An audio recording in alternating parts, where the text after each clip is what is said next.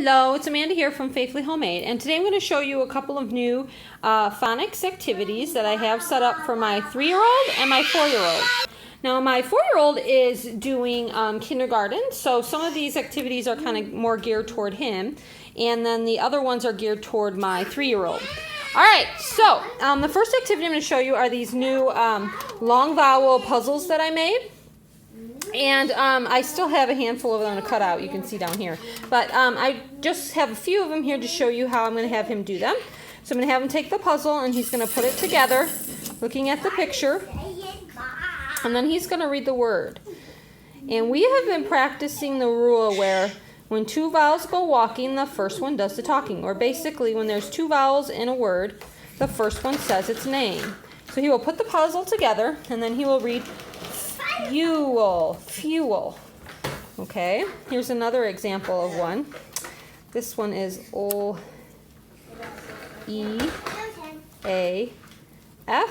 There's two vowels together, so the first one says its name and the second one is silent. So he will read leaf. And this is for my 4-year-old who's doing kindergarten. And then the other one I have here is a long O one. This is a rose. And again, when there's two vowels in a word, the first one says its name, especially in word. We started with learning magic E at the end. When you add an E to the end of the word, it makes the first vowel say its name. So this is rose. And sometimes he will still, sorry, you can hear my kids in the background. Sometimes he will still say the short sound, so he'll go r-ah, and then he'll notice that the other vowel is there, and then he'll change it and he'll say rose. And that's perfectly normal and okay. That's actually really great because you want them to notice it on their own. So if he does start to do the short sound, I want to kind of wait and give him a few seconds to notice the other vowel and then change it himself without telling him, uh-oh, wait, there was an E there. So anyway, so he's getting a little bit better at that. So I have a ton of those. Again, I will leave links below to any of these if you want to download any of this stuff off my website. You can get all of this. And so just look back below if you're interested. Okay, let's go to this one. So the next activity I have here is short and long vowels. So this again is for my kindergartner. And what I'm going to have him do, this is one way to do it. One way to do it is to put little buckets, and then it comes with these cards I made just to show him, short vowels we mark with the kind of like the U, and long vowels we mark with the line. Okay, and then what I'm going to have him do is it comes with these cards that I made, and the cards, there are some that are short vowels and some that are long vowels, so he's just going to read. And one thing I do like to do, since I laminated everything, sometimes I'll use a dry erase marker, and as he's sounding it out, if I can get it open, I will mark it. So since this is a short vowel, we will mark it with a U. It's hard to do it one-handed. And so he will read top, and then he will put it in the short vowel one. Okay, then this one has two vowels. The first vowel says its name, so this is tire, and it goes in long. Pig.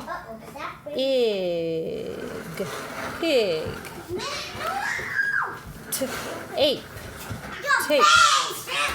Okay, and then he will just, sorry, my kids are going crazy. He will just sort them in that way, and there's a ton of cards. I just mixed them all up, but you could also, like, if you were just working on short A, you could just, or short and long A, you could just take the A words out. If you were just working on short and long E, you could just take the E ones out and do it that way. But I just have them all mixed up, and that's just how I did it. But another way you can do this is you can use it in a pocket chart. So for example, you could put the pocket chart, you could put the heading there, and then as he reads them, he can just put, the ones where they go. So the short vowels, and then you could have a long, you could put the long vowel heading there, and then as they do it, they just put the cards in the pocket underneath the correct heading. So you could do it on a pocket chart as well. So, okay, so that is that activity. Let me show you the next one. All right, the next activity are these little Phonics Mats I made, and they look like this. These are beginning sounds, I have 3 beginning sounds mats. I have 2 ending sound mats. They look like that. I have 2 short vowel sound mats that look like that, and 2 long vowel sound mats that look like that. And basically, for my 3-year-old, we will use the beginning sound mats. And if you continue watching this video at the end, I'm going to leave a little clip of my 3-year-old actually doing this because he did it today with me. All you need are some magnetic letters or any kind of letters. So here I have just some, these are letters that are beanbag letters, okay? But you can also use, these are magnetic letters. And then I have just some like blocks here with letters. Anything small that has the alphabet on it. So you could use these as well. And then basically all they would do is, they look at the mat. So beginning sound mat, use your magnetic letters or whatever letters you have to cover up the beginning sounds. So this is yarn, yarn. What does it start with? It starts with Y, so they would cover it up with Y. This is alligator, alligator. A duck, duck. You get the idea. So you can use those. You can use your magnets. Whatever you have that as far as having letters on it, they can use to cover them up. So this would be the beginning sounds one. And then for my 4-year-old, he would be able to do ending sounds. So ring, ring. What does ring end with? It ends with G. Fox, fox, fox ends with X, and so on. And they would keep going until they cover them all up. Okay, so then I also have, so I have 2 of those. Okay, I have short vowels here, as you can see. So what short vowel do you hear in bug? Bug, he would cover that up with a U. What do you hear in top? Top. He would cover that up with an O. Now for these ones, I have 2. So I have like top and dog. So you would need letters that have, you would need more than 1 vowel. Like for these, I only have 1 of each letter. So I would probably have him use his magnetic letters for this one because I have more than 1. So for bug, that way I can still do bug, I can do top, and I can do dog because he has more than 1. So for some of these you will need more than 1 of the same letter. So anyway, that's the short vowel sound mat. And then I have 2 long vowel sound mats, and you basically, it's the same thing. So soap is O, male would be A, tree would be E, kite would be I, and they just cover it up. Blue would be U, let's see, bone would be O, and so on. Leaf would be E, fruit would be U, and cake would be A. So, yeah, and then I have another one, just a different one on the back. And what I did is I put them in these little plastic sleeves just to kind of keep them, you know, safe so I can use them from time, you know, more than once. My kids don't ruin them. All right, and then one more activity. Okay, and then these are part of my phonics activity card set. So I've actually already had these, but I pulled them out again because these are the ones that my son needs to practice on. This is for my 4-year-old who's doing kindergarten. And basically, I have these syllable cards. So how many syllables in elephant? Elephant. 3.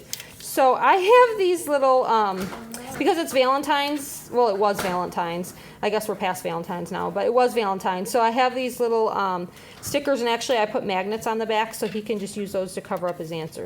So I always like to just mix up and use different kinds of manipulatives just to kind of make it more fun, especially since he's done these before. It just kind of changes it up a little bit because he needs more practice with it. So elephant has 3 syllables, and then he just keep going. Like this one is bear. Bear has 1 syllable, so he would just pick one of these up and cover up the number 1. You get the idea. So you can use any kind of thing you want. You can use clips like this, so he would clip the number 1.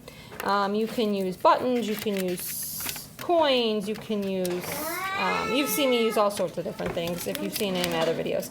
And then the other cards I pulled out were these ones where he has to read the sentence and find the word that matches. And I made them a little bit difficult. They're not super easy, but he's going to have to read. So he would read, John had a van. I don't know why it's so dark all of a sudden. Sorry. And then he would find the picture. He would find the picture. So which one goes with the sentence? Van. He'd cover it up. Next one. The lamp is on. So he would cover up the lamp. And he would have to read these. A bat in a hat. He'd cover it up. You get the idea. So anyway, I will leave links below where you can get all of these fun phonics activities that I showed you today. And you can download them. And also attached to this video, keep watching and you will see my 3-year-old doing this activity. All right, see you next time. Let's put that one back and let's do apple. Which letter says apple? Good job, put it on there. Very good, A says Now what's goat mean? G for goat. Oops, I told you it. Goat. Find the G. Where's the G? Can you find it? Okay, it's up at the top. Hey, look, it's for James. J for James. Yes, you're James. Can you find the G for goat? Goat. This, N. What letter's that? Nope, yep, that's N. We want G. Where is it? Where's G? There it is. Okay, put it on the goat. Oh. Now moon. Moon. What does moon start with? Yeah.